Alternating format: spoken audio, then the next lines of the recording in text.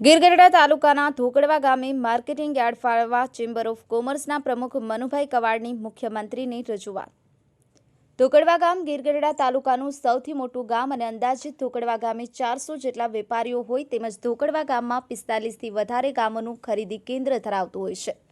તેથી ધોકડવા ગામે કપાસનું cotton ginning પણ આવેલું હોય તેથી ધોકડવા ગામમાં આ વર્ષે સરકારશ્રી તરફથી ખરીફ અને રવિ બંને પાકોની તમામ ખરીદી કરવામાં આવે તેવી માંગણી સાથે ધોકડવા ગામના ચેમ્બર ઓફ કોમર્સના પ્રમુખ મનુભાઈ કવાડ દ્વારા મુખ્યમંત્રીને પત્ર પાઠવી રજૂઆત કરી છે। સાથે સાથે ગીરગઢડા તાલુકાનું ધોકડવા ગામ અંદાજિત 1500થી વધારે વસ્તી ધરાવતું હોય અને 45થી વધારે ગામોનું ખરીદીનું કેન્દ્ર હોય તેથી ગીરગઢડા તાલુકાના ધોકડવા ગામે જો માર્કેટિંગ યાર્ડ ફાળવવામાં આવે તો ગીરગઢડા તાલુકાના નાના મોટા ખેડૂતો વેપારીઓ અને મજૂરોને ખૂબ મોટો ફાયદો થાય તેમ છે। તેમજ ગીરગઢડા તાલુકો બન્યો તેને ઘણો ટાઈમ વીતી ગયો છે છતાં ગીરગઢડા તાલુકાના ખેડૂતોને પોતાનો તૈયાર પાક વેચવા માટે ઉના, કોડીનાર, સાવરકુંડલા કે મહુવા જવું પડતું હોય છે જેથી ખેડૂતોને પોતાનો તૈયાર પાક વેચવામાં ખૂબ મુશ્કેલીઓનો સામનો કરવો પડતો હોય છે। તેમજ કમોસમી વરસાદની જો આગાહી હોય તો કિલોમીટરો સુધી ખેડૂતોને પોતાનો તૈયાર પાક લઈ જવામાં પાક પલળી જવાની પણ ભીતિ સેવાતી હોય અને વાહન ભાડું પણ વધી જતું હોય તેથી ગીરગઢડા તાલુકાના ધોકડવા ગામે માર્કેટિંગ યાર્ડ ફાળવવા બાબતે ધોકડવા ગામના ચેમ્બર ઓફ કોમર્સના પ્રમુખ મનુભાઈ કવાડ મુખ્યમંત્રી શ્રી ભૂપેન્દ્રભાઈ પટેલને પત્ર લખી રજૂઆત કરી છે। Ahir Kalubhai 24/7 news Gir Gadhada chamber of commerce પ્રમુખ છું અને ગીરગઢડા તાલુકો બન્યો એને ઘણો સમય વીતી ગયો છે છતાં પણ ગીરગઢડા તાલુકાને માર્કેટિંગ યાર્ડ મળેલ નથી। ગીરગઢડા તાલુકામાં માર્કેટિંગ યાર્ડ ન હોવાથી ખેડૂતોને એટલી મુશ્કેલીનો સામનો કરવો પડે છે કે ઉના, કોડીનાર, મહુવા એવા શહેરોની અંદર પોતાનો તૈયાર માલ વેચવા જવો પડે છે। ગીરગઢડા તાલુકો એક છેવાડાનો તાલુકો છે અને ગીરગઢડા તાલુકાનું ધોકડવા ગામ આજુબાજુના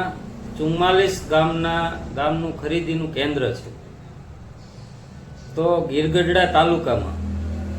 ધોકડવા ગામે માર્કેટિંગ યાર્ડ ફાળવવામાં આવે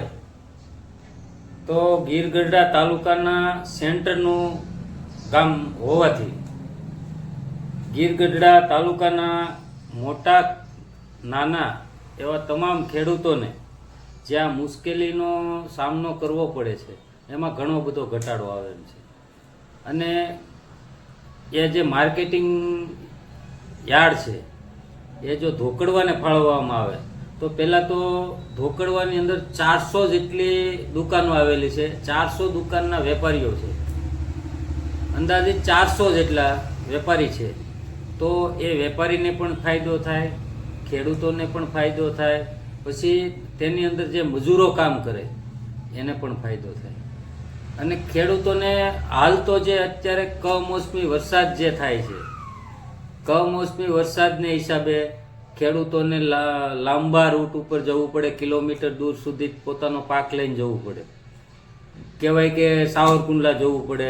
મહુવા યાર્ડમાં જવું પડે તો અહીંથી ત્યાં સુધી પહોંચે ત્યાં સુધીમાં પોતાનો માલ પલળી જતો હોય અને ખેડૂતો હેરાન થતા હોય। ત્યાં પણ જ્યાં યાર્ડની અંદર પણ જાય તો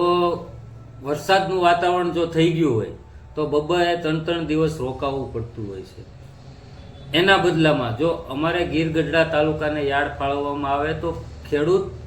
એનો માલ યાર્ડની અંદર પડેલો હોય તો પણ એ પોતાના ઘરે જઈ અને સૂઈ શકે છે અથવા તો એ પોતાનો જે વાહન લઈને આવ્યા હોય એ પાછું ઘરે મૂકી શકે છે। એટલે સરકારશ્રીને અમારી નમ્ર વિનંતી છે, અમારી માંગ પણ છે કે અમને એક માર્કેટિંગ યાર્ડ ફાળવવામાં આવે અને ખાસ કરીને ધોકડવા એટલા માટે પસંદ કરવામાં આવ્યું છે કે ધોકડવા છે એ ગીરગઢડા તાલુકામાં સેન્ટરનું ગામ આવેલું છે કે ત્યાં આજુબાજુના તમામ વિસ્તારની ખરીદીનું કેન્દ્ર છે અને ત્યાં પણ વેપાર ધંધો પણ બધાના મોટા છે અને એક અમારે કપાસનું મિલ પણ આવેલું છે। છતાં પણ જો અમને માર્કેટિંગ યાર્ડ ધોકડવાને આપવામાં આવે તો વેપારીઓને પણ ફાયદો થાય, ખેડૂતોને પણ ફાયદો થાય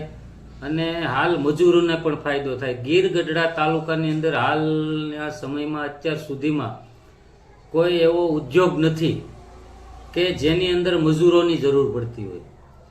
તો હાલ જે મજૂરોની હાલત છે એમાં પણ સુધારો આવે અને ખેડૂતોને પણ ઘણો ફાયદો થાય. તેનો માલ ના પલ્લે, તેને વેચવામાં ફાયદો થાય. અહીંયા પોતાના તાલુકાની અંદર જો માલ વેચાતો હોય તો એને ઘરે રહી અને પોતાનો માલ વેચી શકે છે. એટલે અમારે સરકારશ્રીની પાસે એટલી જ માંગ છે કે અમે અત્યાર સુધીમાં અમને ઉદ્યોગ તો કંઈ આપ્યા નથી, પણ એક માર્કેટિંગ યાર્ડ આપે તો ખેડૂતોને પણ ફાયદો થાય એવી વિનંતી સાથે અમારી માંગ પણ છે.